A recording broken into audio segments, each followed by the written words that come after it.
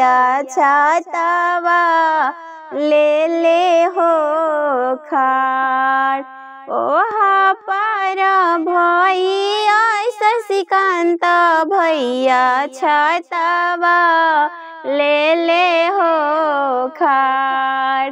एह पार बहिनी काजल बहिनी नयना ढारे हो लोर।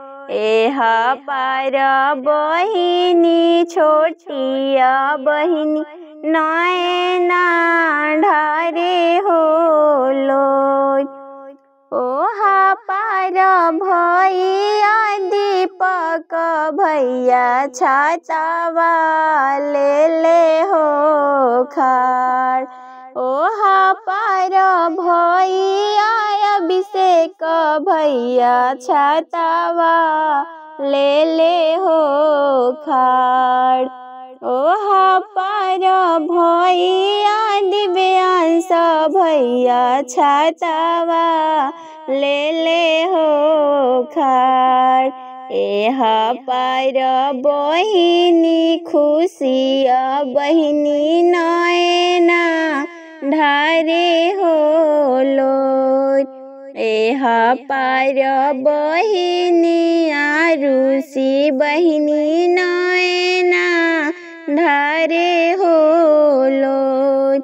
चुप रहा चुप गे बहिनी पटोरावे पोछा हो लोर।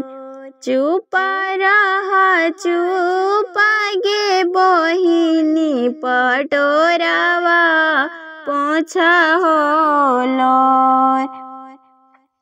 पापा के संपत्ति आगे बहिनी आधा देबो होली।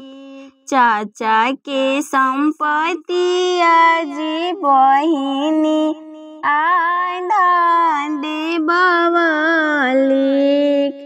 पापा के संपत्ति आज भैया रौरे घरे बढ़वा। चाचा के संपत्ति आज भैया रौरे घरे बढ़वा। हम दूरा देश जी भैया से नूरवे लागल हो आस। हम दूरा देश जी भैया चुनारी